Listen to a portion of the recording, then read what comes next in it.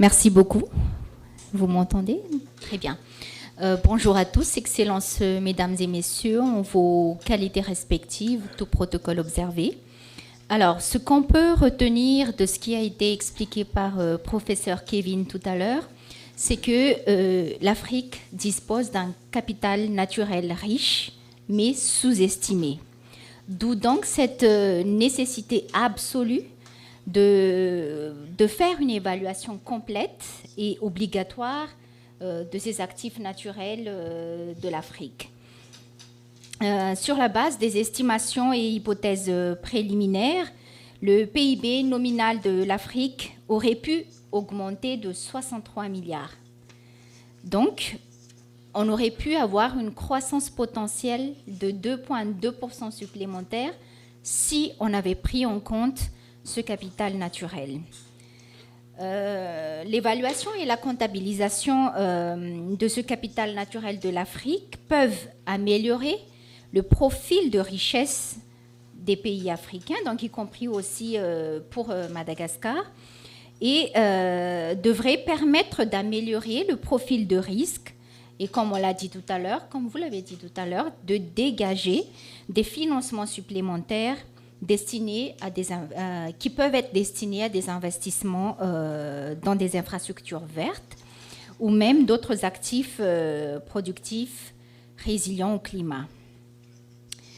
Les pays africains peuvent donc, on l'a compris, mettre à jour leur PIB en incluant le capital naturel et les services écosystémiques, et ce qui permettra d'obtenir une mesure de PIB réévaluée et reflétant mieux la valeur réelle de notre économie. Une telle mesure constituerait une meilleure base pour les décisions de politique économique durable à long terme et pour lesquelles les mesures conventionnelles actuelles de système de comptabilité nationale pourraient également aider. Les exemples de plusieurs pays africains dont on a parlé tout à l'heure et qui ont lancé des initiatives de comptabilité du capital naturel ont montré qu'il est possible d'améliorer la compréhension et l'étendue de la valeur réelle de la richesse naturelle d'un pays pour élaborer des politiques économiques vertes et durables. Plusieurs pays africains ont déjà mis en place des cadres institutionnels qui leur permettent de créer des comptes environnementaux.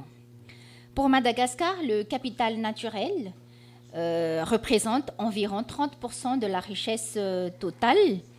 Le pays regorge de ressources renouvelables et non renouvelables qui pourraient contribuer à l'atténuation et au renforcement de la résilience face aux effets du changement climatique, mais qui pourraient également offrir des opportunités d'investissement durables. La valeur du capital naturel de Madagascar, et je vais revenir là-dessus tout à l'heure durant le débat, a augmenté sur la période de 1995 à 2018, mais cette richesse en capital naturel par habitant a baissé sur la même... Mais la richesse en capital naturel par habitant a baissé sur la même période. Mais en dépit de cet important potentiel, le capital naturel de Madagascar reste sous-évalué. Alors, avant que vous ne me posiez la question, quel système est-ce qu'on utilise, de quelle année? Donc, Madagascar fait partie des 13 pays qui utilisent le système de 1993. Alors, je le dis ouvertement. Donc, voilà un peu ce qu'on peut tirer de la présentation du professeur Kevin tout à l'heure. Merci. No,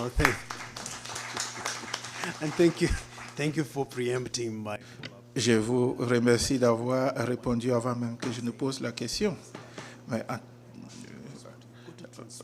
le Madagascar est un pays avec un potentiel énorme en termes de biodiversité. Vous devez vraiment transporter cet auditoire à votre pays. Vous pouvez nous dire un peu plus pourquoi est-ce que votre pays est un pays qui regorge cette biodiversité? Madagascar dispose de ressources renouvelables comme des ressources non renouvelables. Alors, on connaît surtout Madagascar pour ses ressources non renouvelables, Nous sommes riches en tout ce qui est produits minerais, nickel, cobalt, graphite. Nous avons beaucoup d'investisseurs à Madagascar qui sont dans l'exploitation de ces énergies non renouvelables.